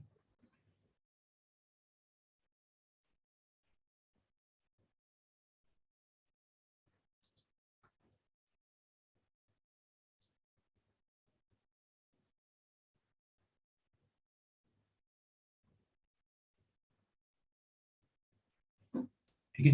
तो ये सिंपल सा क्वेश्चन है, मैं चाहता हूँ कि आप लोग इसको खुद से सॉल्व करो। मैं आपको 3-4 क्वेश्चन और कराऊंगा, फिर अपना टेक्निकली सिलेबस खत्म हो जाएगा। बट स्टेट बोर्ड वाले बच्चों का अभी मेरे को कुछ और पढ़ना पड़ेगा, मतलब कुछ और पढ़ाना पड़ेगा। तो सिलेबस अपना जेई के पॉइंट ऑफ व्यू से खत्म हो चुका है। स्टेट बोर्ड में जो है वो जेई में नहीं है, तो मैं आपको अलग से पढ़ाऊंगा। और हो सकेगा तो सारे बच्चे अटेंड कर ही लेना, क्योंकि एमएचसीईटी में आ सकता है। एमएचसीईटी स्टेट बोर्ड के हिसाब से चलता है ना, तो कर लेना, इतना मुश्किल भी नहीं है।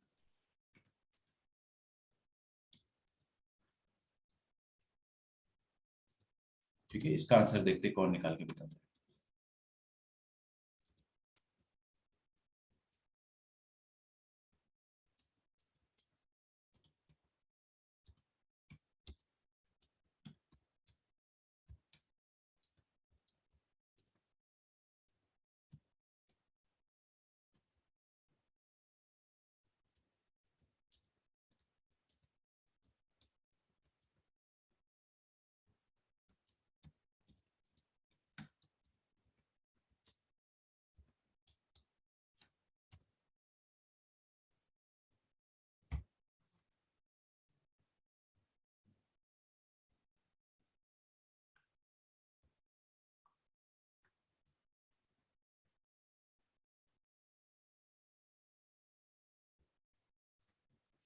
चलिए, तो देखो, 10 eggs are drawn successfully with replacement from a lot. With replacement है क्या?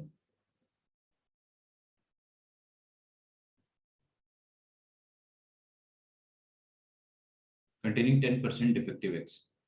Find the probability that there is at least one defective egg. ठीक है, एक minute, I have to bring NCERT का क्वेश्चन है, 2 मिनट रुकिए।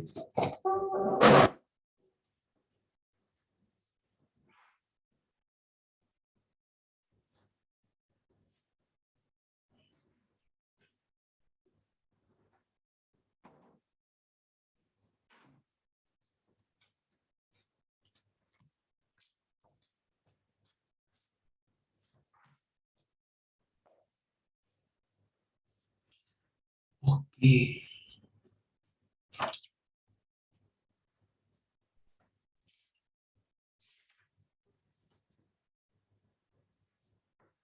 बढ़िया। देखो भाई इस क्वेश्चन को अपन कैसे सॉल्व करेंगे कि यहाँ पर बोला गया है कि आपने 10 eggs are drawn, 10 egg draw करे हैं with replacement from a lot containing 10% defective eggs. ठीक है, find the probability that देखो यार that there is at least one defective egg. The probability that at least one defective egg रहे, at least one defective egg रहे, उसकी क्या probability? That is 1 minus probability of 0 defective eggs. खत्म. कम से कम एक defective होना चाहिए, मतलब 2 डिफेक्टिव भी चलेगा, 3 डिफेक्टिव भी चलेंगे, 4 डिफेक्टिव भी चलेंगे, है ना? समझ में आ रहा है? 1 minus 0 defective eggs. बस 0 डिफेक्टिव एग मतलब क्या हो जाएगा कि हम डिफेक्टिव एग को सक्सेस मान लेते हैं. डिफेक्टिव एग मिलना, खराब अंडा मिलना हमारे लिए सक्सेस है. हम खराब अंडा देख के खुश हो जाएंगे. ठीक है, तो डिफेक्टिव एग मिलना हमारे लिए सक्सेस है. अभी अद्वैत ने एकदम सही बताया आंसर. तो 1 माइनस, देखो इधर प्लीज प्लीज प्लीज, आप कितने ट्रायल कर रहे हो? 10 ट्रायल कर रहे हो. 10 ट्रायल्स में से आप कितने बार जीतना चाहते हो? 0 बार. आपका सक्सेस क्या है? डिफेक्टिव एग पाना, और वो 0 बार आना चाहिए. 0 बार आना चाहिए, मतलब 10 में से 0 सक्सेस है ना. तो प्रोबेबिलिटी क्या आ जाती है आपकी? बाइनोमियल प्रोबेबिलिटी जो आ जाती है 10 में से 0 सक्सेस की, वो आ जाती है 10 से 0 इनटू सक्सेस की प्रोबेबिलिटी. What is success? हमारे लिए इस पर्टिकुलर केस में सक्सेस जो है that is defective egg pick करना. Success is picking defective eggs, picking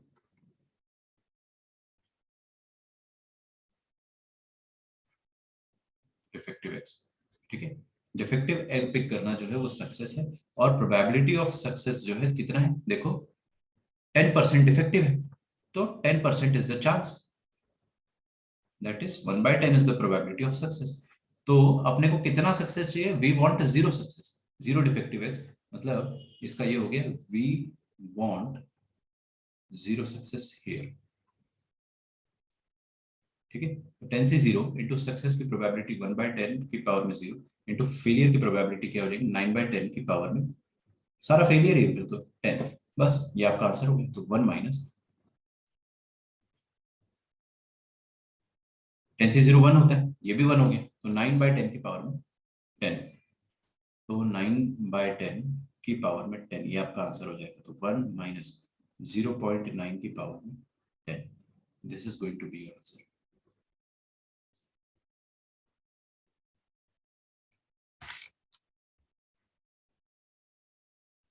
ठीक है, इतना लिख लो. एक और क्वेश्चन करते हैं अपन.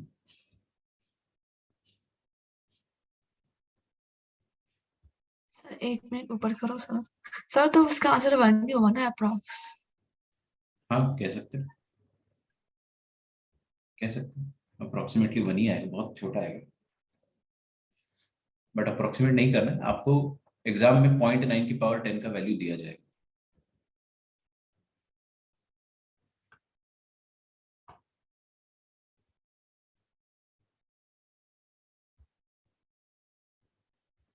ठीक है,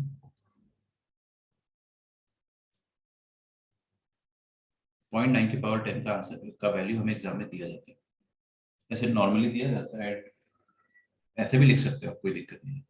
ठीक है, अगला क्वेश्चन है, in an examination 20 questions are of true false types, है ना. दे आर आस्क्ड 20 क्वेश्चन है ट्रू फॉल्स. पहले पढ़ लो क्वेश्चन और सॉल्व करो, पढ़ लो और सॉल्व कर लो. ट्रस्ट मी, सीख जाओगे अगर तो लिख तो कोई भी लेगा यार. अब उसके बाद बोला गया है कि suppose a student tosses a fair coin. Suppose a student tosses a fair coin to determine his answer to each question. मतलब उसने क्या करा? जय माता दी.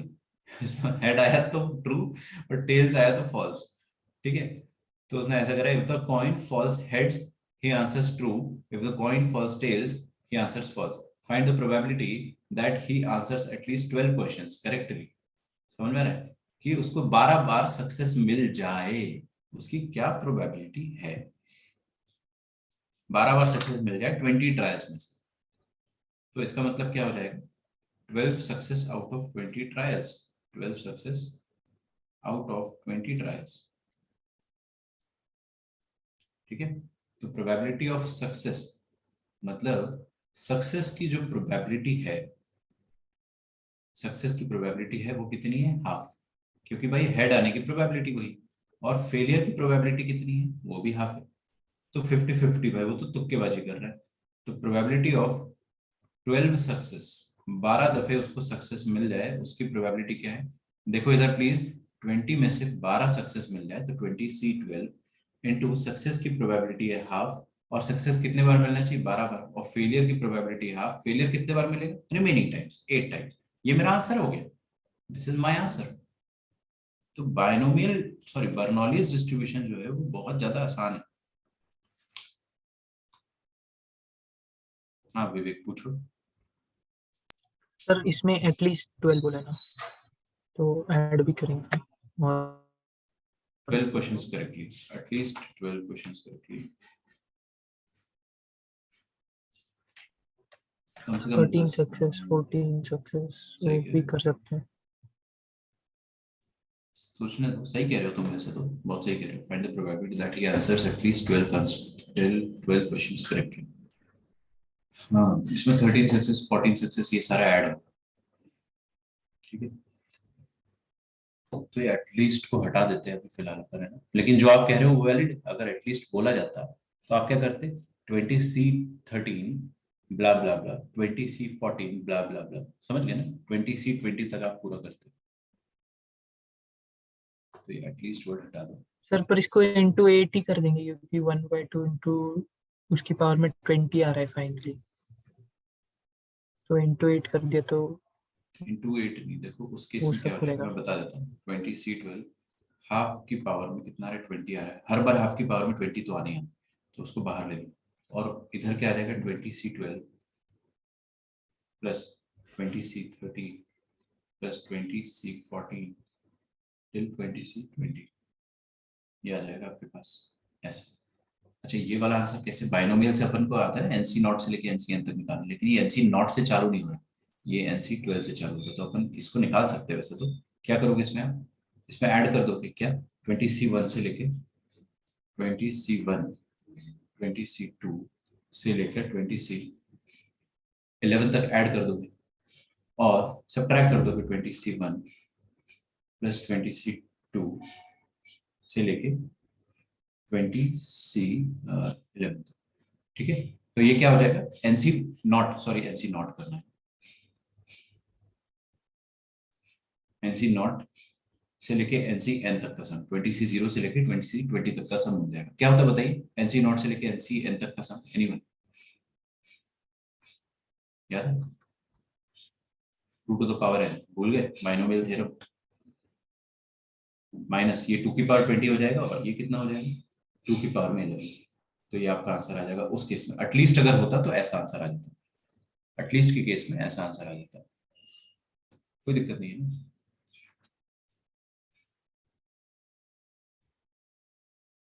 तो अगर आप चाहो तो ही आंसर, ही आंसर्स एटलीस्ट ही लिख लो। अब मैंने सॉल्व कर ही दिया ना, तो काय को मैं आंसर क्वेश्चन चेंज कर, ऐसे ही रहना। तो इसमें बस इतना लिख देना, probability of at least 12 success, ये हो जाएगा इतना, और 20C30 into this plus 20C40 into this ऐसे सो ऑन, ठीक है। तो this is your complete answer, मैंने लिख ही डाला, अब तो क्या उसमें फिर शर्मा है, 1/2 की पावर में 20 आएगा। चलिए, तो यहाँ तक अपन आज का लेक्चर रखते हैं। आपका सिलेबस जो है प्रोबेबिलिटी का, as per JEE and as per CBSE it is completely done, and congratulation, हमारा सिलेबस खत्म हो जाता है। स्टेट बोर्ड्स के लिए हमको एक लेक्चर और लगेगा, जस्ट 1 लेक्चर, ठीक है। तो वी विल डू दैट, जैसे ही हमें टाइम मिलेगा हम उसको करेंगे, मोस्ट प्रोबेबली कल ही करेंगे। तो कल आपको मैं वो स्टेट बोर्ड का खत्म करा के, टेंशन ही खत्म है आपका, फिर अपने को क्वेश्चन सॉल्व करना है। तो सबसे पहली बात तो स्टैटिस्टिक्स है ना, बिल्कुल है, जेई में कराया जाएगा, आपको स्टैटिस्टिक्स भी कराया जाएगा, वो तो 1 या 1.5 लेक्चर में हो जाएगा, उसकी टेंशन नहीं मुझे। और हाइट्स एंड डिस्टेंसेस भी करना है हमें, वो भी 1 लेक्चर में हो जाएगा, उसके तो सिर्फ क्वेश्चंस करेंगे। और एक और टॉपिक है, हाँ बस। तो अभी मैं आपको कुछ कुछ टॉपिक्स जो है, जो छोटे मोटे बच जा रहे हैं, जो हमारा ज्यादा हेडेक नहीं है, कभी भी कोई भी संडे उठाया वो टॉपिक हो जाएगा, कोई भी सैटरडे को वो टॉपिक हो जाएगा, उसका लोड मतलब 99% सिलेबस आपका खत्म हो गया है। ठीक है, जो अपन ने बहुत लंबी जर्नी स्टार्ट करी थी आज से 2 साल पहले, फर्स्ट लेक्चर ऑफ लॉगरिथम से, first lecture of set theory से, सॉरी, तो वो जर्नी आज जाके खत्म होती है ना। स्टैटिस्टिक्स और हाइट्स एंड डिस्टेंसेस, ये सब अपन जो है एक एक्स्ट्रा क्लास, 2 एक्स्ट्रा क्लास में कंप्लीट कर लेंगे। एंड मैं आपको ऐसे पढ़ाऊंगा कि आपको रिवाइज करना ही नहीं पड़ेगा वो सब भी। ठीक है, तो I see you in the next class. ठीक है, आपका क्विज जो है वो चालू होने वाला 9:30 से, कोई भी बच्चा क्विज मिस ना करे प्लीज, 30 मिनट से अटेंड कर लो, है ना। और अगर आपका बोर्ड एग्जाम अभी कल तो नहीं है, पोस्टपोन हो गया, पर 5 तारीख को है पहला, तो आज दे दो क्विज, कल दे दो, है ना। 2 क्विज तो दे ही दो, आज 3D है, कल वेक्टर है, और परसों मैं आपको सब बता चुका हूँ डिफरेंशियल इक्वेशन है। तो इस हफ्ते के क्विजेस जो है वो सॉर्टेड, 30 मिनट्स का क्विज है, धीरे धीरे करना, सारे क्वेश्चन सही करने की कोशिश करना, और कुछ डिफिकल्ट लगे तो छोड़ने की हिम्मत करो और आगे बढ़ने की हिम्मत करो। ठीक है, क्वेश्चन सॉल्व करने से पहले हमेशा क्वेश्चन का मैप दिमाग में होना चाहिए कि अच्छा अभी ये करेंगे, फिर ये करेंगे, फिर ये करेंगे। एल्गोरिथम दिमाग में है तो ही उस क्वेश्चन को आप प्रोसीड कीजिए। अगर आपको कुछ भी समझ नहीं आ रहा, ब्लैंक हो, तो क्वेश्चन को छोड़ दो, एकदम ब्लैंक हो तो छोड़ दो। ठीक है, 4 को एग्जाम में हो गया। चलिए, तो मिलता हूं मैं आप लोगों से नेक्स्ट क्लास में। कल अपन प्रोबेबिलिटी डिस्ट्रीब्यूशन फंक्शन पढ़ेंगे, क्यूमुलेटिव डिस्ट्रीब्यूशन फंक्शन पढ़ेंगे, जो स्टेट बोर्ड का टॉपिक है तो बहुत आसान, लेकिन स्टेट बोर्ड में। मिलता हूं मैं आप लोगों से नेक्स्ट क्लास में। आपका होमवर्क जो है that is Bayes theorem 11.3 of NCERT, Bayes theorem of state board HSC में बेस थ्योरम है, तो ये बेस थ्योरम आप अपने बोर्ड से कंप्लीट कर लीजिए। मॉड्यूल अपन कल से स्टार्ट कर लेंगे, आज इतना कर लो और क्विज दे दो, दैट इज इनफ। ठीक है, मिलता हूँ नेक्स्ट क्लास में। Bye bye everyone, thank you.